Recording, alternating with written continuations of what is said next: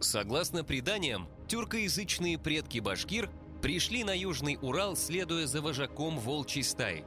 Так возник их этноним. Башкорт на агузских наречиях значит «главный волк».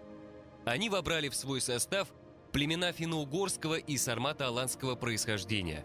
Впоследствии пополнились кыпчаками, а также кочевниками Золотой Орды.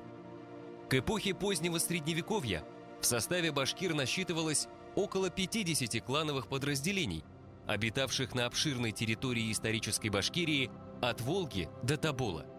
В нашей программе мы расскажем об одном из них.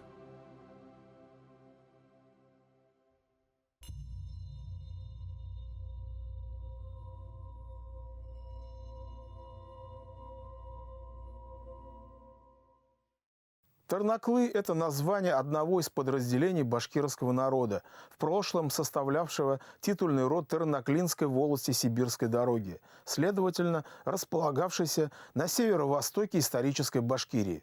По современному административному делению селения башкир-тернаклинцев расположены на территории Салаватского и Кегинского районов Республики Башкортостан. В данной программе мы коснемся различных версий их происхождения, которые, вероятно, многим покажутся сенсационными, а также некоторых страниц их многовековой истории. В наши дни южноуральской магистралью, соединяющей Восточную Европу с Сибирью, является федеральная трасса М5. Ее прототипом был тракт Уфа-Челябинск, который, судя по топографической карте Оренбургской губернии 1797 года, пролегал через территорию современного Салаватского и Кегинского районов Республики Башкортостан, куда и лежит наш путь. Этот маршрут существовал как минимум с эпохи раннего Средневековья. Об этом говорят многочисленные объекты археологии, обнаруженные в долинах рек Ай и Юрюзань. На археологической карте Уфимской губернии 1873 года показаны курганные могильники близ деревни Ишимбаева, а также на берегу реки Ай к востоку от села Насибаш. Вообще говоря о курганных могильниках, всего их несколько на территории нашего района, но самые яркие это лагеревские и шимбайские.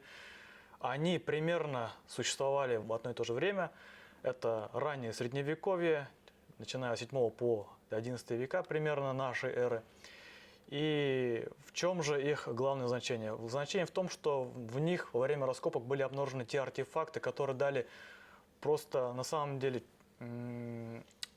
полное представление о той эпохе, о том населении, об их материальной культуре. Мы можем судить о предках башкирского народа. Лагеревские курганы получили свое название от села Лагерево Салаватского района, самого крупного населенного пункта башкир рода Тернаклы. В музее сельской школы можно увидеть различные археологические предметы. Однако главный артефакт – шлем из кургана 31 – хранится в Музее археологии и этнографии Института этнологических исследований имени Кузеева в Уфе. По находкам лагеревских курганов сотрудниками геопарка Янгантау были реконструированы вооружения и доспехи местных воинов эпохи раннего Средневековья. Еще одним знаковым памятником прошлого является Турналинское городище периода Золотой Орды, расположенное на территории бывшей Тернаклинской волости. Вот на этом косогоре, который чуть выше села, останки стрел, наконечники стрел. И в 70-х годах, когда раскапывал Нияз Абдулхакович Мажитов, он, во-первых, обнаружил дирхемы ордынского периода, три укрепленных рва, то есть именно крепости ордынские, их мало у нас в Башкортостане, есть поселения, а вот крепости ордынские их мало. И, возможно, эта крепость, она была поставлена здесь на границе Сибирского ханства, Ногайской Орды.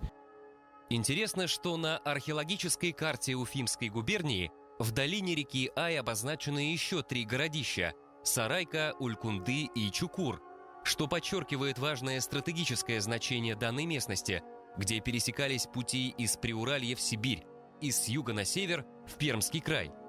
Возникает вопрос – когда в этих краях обосновались предки башкир-тернаклинцев? Каково их происхождение и что обозначает их этноним Тернаклы? Название Тернаклы состоит из корня «тернак», что по-башкирски значит «коготь» или «ноготь», и суффикса принадлежности «лы». Казалось бы, этимология названия прозрачна. Тернаклы буквально значит «когтистый» или «обладатель когтей». Однако в данном случае прямой перевод слова вряд ли оправдан. Ырудың исеменен килеп сыгы тарихына килгәндә инде без уны шулай дип аңлатабыз. Тырнак тамгалы ыру. Яки безнең ырудың төп тамгасы тырнакка охшаган. Чөнки безнең ата-бабаларыбыз бурын-бурындан кош һунары менән шөгыльләнгәннәр. Русча әйткәндә соколиная охота, орлиная охота, ястребиная охота. Безнең кошыбыз шонкар, русча кречет була. Шонкар шулай ук һунар кошы. Бұл құштар ярдамында біздің ата-бабаларыбыз түрлі янліктерге хунар иткендер. Ураныбызға келгенде хандал, бұл хандал хуйды русса наковальня була. Бұл әйтейінді біздің ата-бабаларыбыз темірсілік менен шүгілленгендер. За пределами села Лагерева на высоком берегу реки Ай недавно сооружен мемориальный комплекс «Камень рода Тернаклы». В верхней части каменной плиты изображена тамга тернаклинцев – Тернак, которая, как полагают местные жители, дало название их клану. Подобный механизм образования клановых названий известен у многих тюркских народов. Например, у туркмен есть подразделение Айтамгалы, то есть имеющие Айтамгу, тамгу в форме месяца. Да и наименование башкирского клана Айле, вероятно, того же происхождения.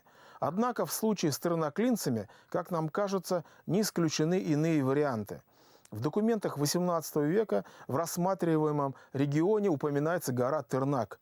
По аналогии с соседним кланом Каратавлы, получившим свое название по хребту Каратау, можно предположить, что термин «тернаклы», то есть обитатель горы Тернак, мог возникнуть подобным же образом. Этнограф Раиль Гумерович Кузеев писал, что наиболее крупные айлинские образования Ай, Каратавлы, Тернаклы принадлежали в VII-VIII веках к тому же печенежскому или позднее печенежско-агузскому этническому миру, к которому относились и древнебашкирские племена. Выводы ученого строились на данных преданий и генеалогий. Однако появление данных новой, быстро развивающейся дисциплины этногеномики или геногеографии, возможно, вызовут коррекцию прежних представлений. Говоря про историю происхождения рода Тернаклы, все наши познания ограничивались произведением Раиля Кузеева «Происхождение башкирского народа». Однако вот совсем недавно были произведены генетические экспертизы, которые совершенно неожиданно показали, что мы западного европейского происхождения. Если взглянуть на историю, мы знаем, что на территории Крыма в течение продолжительного времени с 3 по 8 век существовало государство древних готов. Данные генетики рода Тернаклы впервые были опубликованы в одном из томов «История башкирских родов» исследователями из Томска и Перми Владимиром Волковым и Альбертом Каримовым соответственно. Выяснилось, что основной гаплогруппой тернаклинцев является I1Z140, в наибольшей степени характерная для скандинавских и шире германских народов. Этногенетиками было выдвинуто предположение, что предками тернаклинцев могла быть группа новгородских варягов, волей судьбы занесенная на Средний Урал, а затем вошедшая в состав башкир. Однако эта точка зрения была скорректирована в сторону миграции носителей названной генетической линии с территории Крымской Готии. По сообщению историка VI века Иордана, держава остготского короля Германариха, возникшая в IV веке на территории Причерноморья, доминировала на значительной части Восточной Европы, однако в 370 году пала под ударами гуннов.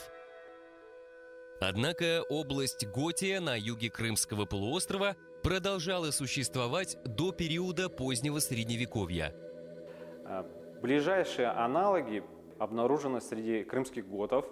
Есть одно из захоронений в Крымской Готии V-VI века. И предполагается, что, возможно, наша линия, характерна терноклинцам, она обнаружена как раз-таки у древних готов. И сюда попали уже на рубеже, как минимум, с конца X-го, начала XI века. Потому что в северных районах Башкортостана в этот период доминировали, видимо, угорские племена, связанные с гаплогруппой N3A4. Эта линия тоже характерна башкирам, но только не алинским родам. Подтверждением крымской версии миграции предков терноклинцев местные краеведы считают монету античного города Пантикопей, случайно обнаруженную на территории района. Мотив обретения родины воплотился в широко распространенном мифологическом сюжете о поисках потерявшегося скота или преследовании животного. Шәҗәрәләге легенда буенча, яйык аръягында яшәгән бер кешенең бер ат өйрө югала, ул ат өйренең башында ерән айгыр торган була, һәм ул үзенең улдарына имсага, имса бейгә, күсә бейгә һәм томсага ул аттарды алып кайтырга куша. Аттардың эзләре буенча килеп, улар әй буена килеп сыгалар. Был егетләргә бұл орындар бик оқшағандар, бик матур, әй бойдары, юриден бойдары, бик бай, еміс-шелеккә, янлеккә, құш-құртқа бик бай, һәм буш була бұл орындар. Һәм қайтып бұлар аттарды қалдырып кетелер бұнда, һәм қайтып үзләренең ырыуын бұл yerге алып келелер. В одном из вариантов этой генеалогии, опубликованном в 1960 году этнографом Раилем Кузеевым в своей знаменитой работе «Башкирские шежере», упоминаются братья Туца и Имса, сыновья Юлбуги. От первого происходят башкиры, живущие на реке Ай, то есть терноклинцы, а от второго – башкиры по реке Узян или Юрюзань, то есть мурзаларцы. Казалось бы, это всего лишь предание, хотя и историческое. К подобного рода источникам обычно относятся довольно скептически, что во многих случаях оправдано. Однако изучение башкирских шежере заставляет менять взгляд на подобного рода источники, ибо под налетом сказочности часто отыскивается рациональное зерно. Легенда про упомянутых братьев недавно прошла проверку этногенетического анализа. Оказалось, что у терноклинцев и мурзаларцев одна и та же гаплогруппа I1Z140, а сами они разделились на два клана примерно 700 лет назад. В период Средневековья в долине рек Ай и Юрюзань сформировалась конфедерация башкирских кланов под названием Айле, которая была отмечена на карте Страленберга 1730 года под названием Трибус Айгли. Однако к этому времени терноклинцы и соседние мурзаларцы уже выделились в отдельные структуры, хотя еще какое-то время владели нераздельной вотчиной. Из отчета уфимского чиновника Зиновьева 1735 года веком позднее была сделана выписка «Мурзаларская волость», она же на чертеже Зиновьева сказано «Терноклинская» тоже. Біз һеҙҙең менән Тырнаҡлы ырыуы ташы тигән мемориаль комплекста торабыҙ. Был комплексты біз 2022 йылдың июнь айында астык. Был көндө Тырнаҡлы ырыуының беренсе иене үткәйне. Һәм был комплекста бездең 9 таш, бұл 9 таш Тырнаҡлы ырыуының 9 ауылына, һәр бер ауылға бер таш булдырылған инде. Һәм бұл таштарда біз Тырнаҡлы ырыуы тарихының иң мөһим вакыйгалары язылган табличкалар куелган инде. В списке селений Терноклинской волости говорится: Уфимского уезда, деревня Лагерева, башкирцы-вотчинники 246 душ. По 8-й ревизии 1834 года. Сегодня в селе Лагерево Салаватского района проживают около 900 человек. Старое название – Васкино, по имени башкира Васкына, жившего в 17 веке. Пояснение на одном из 9 камней комплекса «Камень рода Терноклы» сообщает, что здесь в 1720-25 годах находился лагерь горных изыскателей, давший название урочищу. Действительно, на генеральной карте Уфимской провинции и Башкирии Красильникова 1744 года показана деревня Васкино, а через 50 лет на ее месте уже значится деревня Лагерь. Артабан әйтәһе килә инде, безнең авылда Лагыр ауылында 19 буаттың башында яшәгән Сибир даругаһының ахуны Яңабай Ишмөхәмәтов. Башкортстанның 4 юлының 4 даругаһының береһендә ахун булып торган, бик белемле кеше булган һәм уларда хайлап алгандар. 600 кешенән хайлап алгандар, 4-тәүдә һәм экзамен алгандар, инде имтихан алгандар һәм акча түләгәннәр, жалование 1500 сум елына бик зур акча бит инде. Ләкин Өфөлә урнашкан Диния назаратының җитәкчесе Мөфти Хөсәйновка каршы сыккандар, чөнки ул ришват алган дип әйтелә бит инде. Аларды эш урында хаклап калдырып өсөн инде. Мухаммеджан Хусаинов, 1756-1824, первый муфтий Оренбургского Магометанского духовного собрания, уроженец деревни Султанаева Уфимской провинции, ныне Кушнаренковского района Республики Башкортостан. Высокого поста духовного главы всех мусульман Российской империи Мухаммеджан Хусаинов удостоился не столько благодаря учености, сколько услугам, оказанным внешнеполитическому ведомству. Еще в молодости, будучи шакирдом одного из мадресе Кабула, он занимался сбором секретной информации для коллегии иностранных дел, а затем на должности оренбургского ахуна способствовал усилению российского влияния в казахских ханствах. Однако, став муфтием, он проявил себя отчаянным взяточником, бравшим мзду с претендентов на должность священнослужителей, что стало причиной возмущения среди имамов Башкирии. Но лишь один из них, ахун деревни Лагеревой Яныбаиш Мухаметов, отважился бросить открытый вызов муфтию, которому покровительствовала сама Екатерина II. Он открыто выступил, как бы сейчас сказали, с антикоррупционными разоблачениями в Оренбургской палате уголовного и гражданского суда. Однако силы были неравными. Дело идет к совершенной погибели, а не к открытию истинной справедливости, к изобличению его степенства муфтия, писал мятежный ахун оренбургскому губернатору Волконскому. История закончилась тем, что он был снят с должности. В ревизии населения 1811 года записано «Отставной ахун Яныбаиш Мухаметов». Каршы сыккан ахундар һәм башка дин әһелләре бөтәһелә куркып касып калгандар, судка килмәгәннәр. Яңабай Ишмөхәмәтов адакка тиклем булган инде, судта үзенең нидән әйткән. Бу нәмәтә әйтә инде, бу әйтә безнең Тарнаклы рух халкының бик үткер, бик кыю һәм дөреслеккә табан бара торган кешеләр яшәйләр монда. Ул электә шулай булган, хәзер дә шулай. Следующей в списке селений Терноклинской волости значится деревня Ибраева, Сунка-Тож, в которой по ревизии 1834 года проживали 85 душ башкир-вотчинников. Ныне село Ибраево расположено в Кигинском районе республики, куда мы и держим путь. Здесь, по данным 2010 года, проживает 471 человек. Действует школа, которую местные жители мечтают сохранить, ведь закрытие школы является символом гибели села. Одна из улиц носит имя доктора технических наук профессора Рагиба Насрединовича Гимаева, который многие годы являлся ректором Башкирского государственного университета. В день нашего приезда в сельском ДК проходил межрайонный фольклорный конкурс «Такмаклар».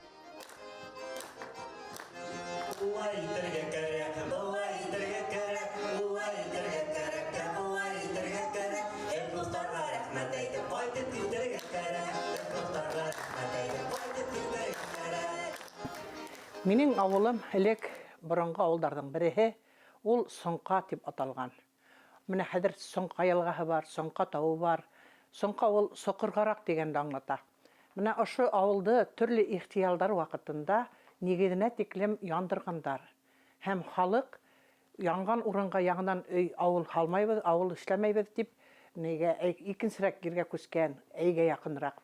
Авыл яндырылган һәм шул яндырылгас халық икенче җиргә күсеп утырган, ләкин беренче нигездә Ибраһим Нуркин дигән кеше нигез алган йортына һәм оның хөрмәтенә авылдыла Ибраһим дип йөртә башлагандар. Следующей в списке селений Терноклинской волости упоминается деревня Юкаликуль, в которую мы также не преминули заглянуть. Сегодня в селе Юкаликулево Кигинского района проживают более 600 человек. Согласно ревизии 1834 года, здесь числились 31 башкир-вотчинник, 45 мещеряков-припущенников и 2 типтярей. Мещеряки или мешары были припущены местными башкирами-вотчинниками в 30-х годах XVIII века. В архиве сохранились оригиналы припускных договоров XVIII века, в которых указанная деревня значится как Юкаликуль-Масджид, что можно перевести как деревня «Мечеть Липовое озеро». На топографической карте Оренбургской губернии 1797 года она показана просто как Мечетево. Безнең тирә-якта бик күп күлләр бар. Тирмән күле, Оренбур күле, Ялтырак күл и юкәләр күп. Юкә агачлары. Шуның өчен юкәле күл дип аталган. Безнең авылда, менә авылга килеп кергән җирдә башкорт ошы дип йөртелә, ул һаман да шулай дип йөртелә. Башкорт авылы булган башта. Башкортлар белән татарлар алар бергәләшеп дуслар булып яшиләр бит инде. Безнең авылда һаман да татарлар да бар, башкортлар да бар, бик күп. Из Юкаликулева путь нашей съемочной группы лежал в деревню Старомухаметово того же Кигинского района. Согласно данным переписи 2010 года, здесь проживают 460 человек.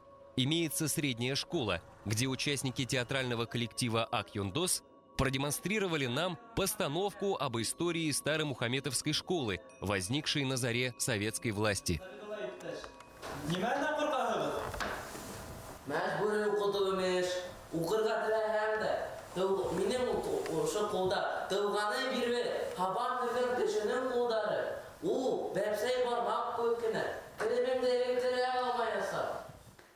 Безнең авыл Рәсәй тарихында зур урын алып торган авылларның бере. Ни өчен дигәндә, 1740 елның гыйнвар һуңы, февраль башында безнең авылда Ярмөхәмәт старшинаның капка алдында кара һакалды хан итеп күтәрәләр ак киездә. Ул осырда башкорт иленә шул тиклем хан кирәк булган. Рәсәй дәүләте менән аяк терәп һөйләшерлек хан кирәк булган. На заключительном этапе кровопролитного башкирского восстания 1735-40 годов очаг сопротивления сместился в Айлинские волости Сибирской дороги.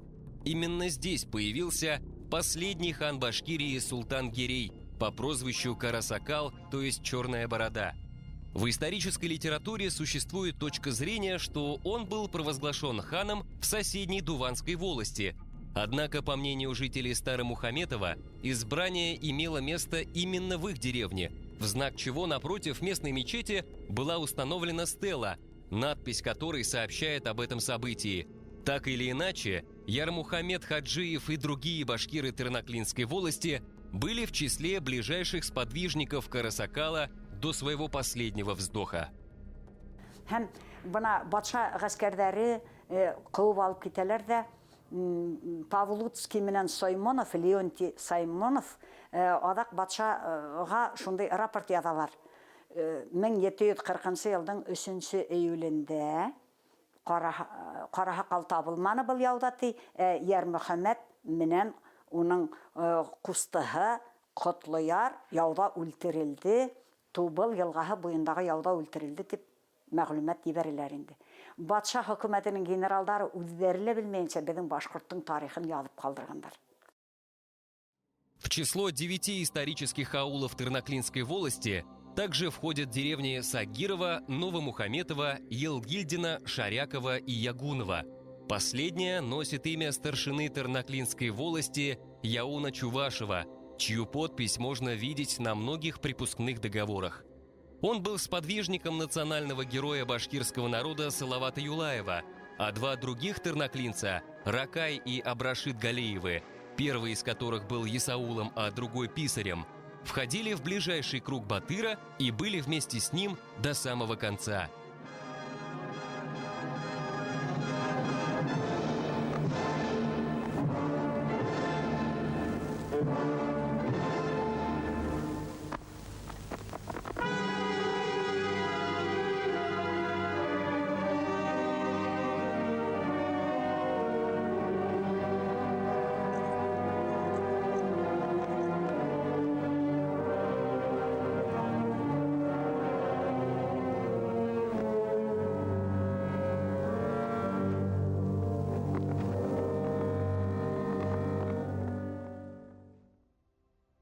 Как гласят документы, дача Терноклинской волости при генеральном межевании в 1798 году обмежована заводчиками-башкирцами с их припущенниками бесспорно в одну окружную межу. Показано в означенной даче земли всего 124 624 десятин, что равно 1246 квадратным километрам. Обладая столь обширной территорией, терноклинцы активно осуществляли припуск, то есть сдачу в срочную и бессрочную аренду своих вотчин. Таким образом, в Терноклинской волости возникло большое число селений-припущенников. Во-первых, русских крестьян, переселившихся в конце XVIII века из Пермской губернии. Это село Мисягутово, ныне административный центр Дуванского района Республики Башкортостан, Озерский, Сикияс, Рухтина, а также селение башкир-припущенников Айлинской волости Кадырова, того же Дуванского района. Во-вторых, Мишарско-Типтярские аулы Шарипово, Мещегарово, Лаклы Салаватского района, Верхние Киги, административный центр Кигинского района Республики Башкортостан, а также Душанбекова, Вакиярова, Еланлина, Кульметова того же района. Такова история башкирского рода Терноклы, рассказанная нами схематично и в общих чертах. Новая гипотеза о происхождении терноклинцев может показаться экстраординарной и даже невероятной. Но что поделать, наука не стоит на месте и постоянно преподносит нам сюрпризы. То ли еще будет впереди. Как говорил Карамзин, история предков любопытна тому, кто достоин иметь отечество. Будем же достойны своей Родины.